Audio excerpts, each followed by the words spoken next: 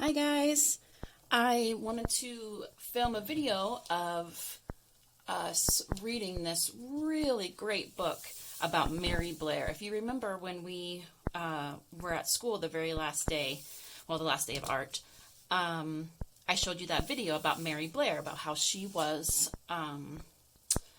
a artist and an illustrator for Disney.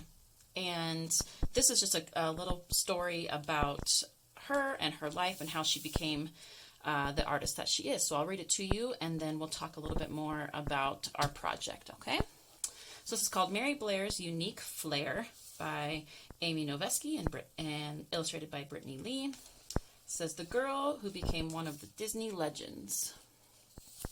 And when we're reading this, I want you to really take notice of the colors, the shapes. I sent you guys home, some of you home, a little booklet about shapes and different types of shapes, geometric and freeform shapes. So really pay attention to the colors and the shapes that are in here.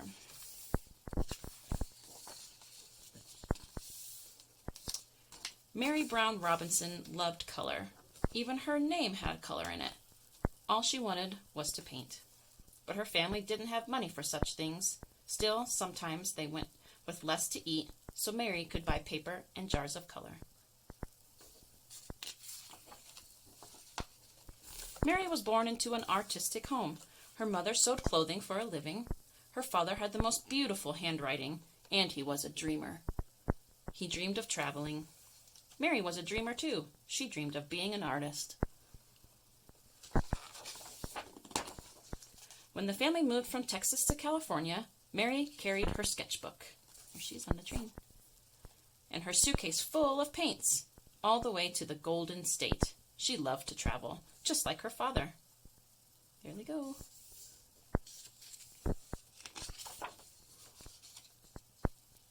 At school, Mary covered her textbooks with drawings. She entered contests and earned a spot at the School for the Arts. She later married another artist named Lee and became Mary Blair. They vowed to make art, but it was hard to make a living as an artist. So Mary took a job with the Walt Disney Studios. There, she painted a dog named Lady. I think we recognize that dog. And the big emotions of ears of a little elephant named Dumbo, alongside other artists. Despite how fun it was to work at Disney, it wasn't Mary's dream come true yet, so she quit. She preferred to stay at home and paint. But when Mary heard that Walt was taking artists, including Lee, on a trip to South America, she asked Mr. Disney to take her along.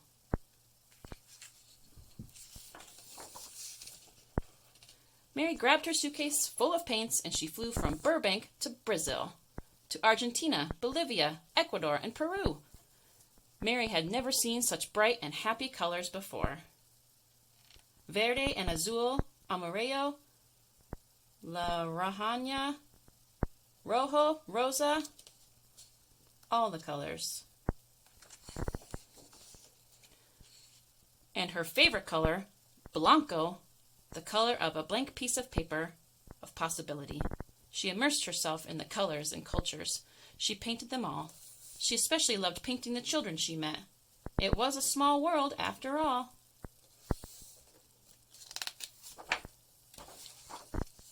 Then, with her suitcase full, Mary went back to work for Walt. And this time it was a dream come true. She painted and painted. She painted colors you weren't supposed to paint together.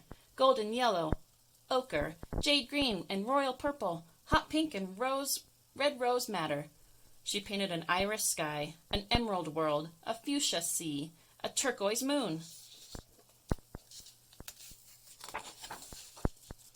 Walt was a dreamer too, just like Mary. He dreamed of making feature-length films painted entirely by hand. Nobody believed it could be done. But Walt believed in magic, and he believed in Mary. I like that little birdie. Some of these we recognize, right? I think that's Cinderella, Alice from Alice in Wonderland. This one looks like the rabbit maybe from Alice in Wonderland, Tinkerbell. And I think we saw this. This is a little house. So Mary painted concept art for 3 of Disney's most beloved animated films. Cinderella. Ooh, Alice in Wonderland.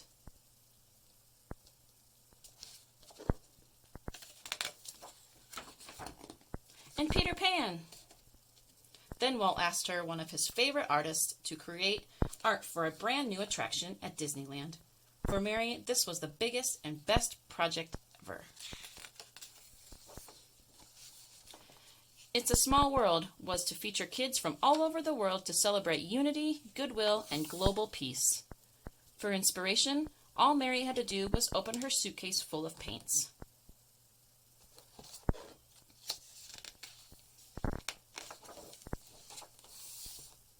To create colorful, happily ever afters.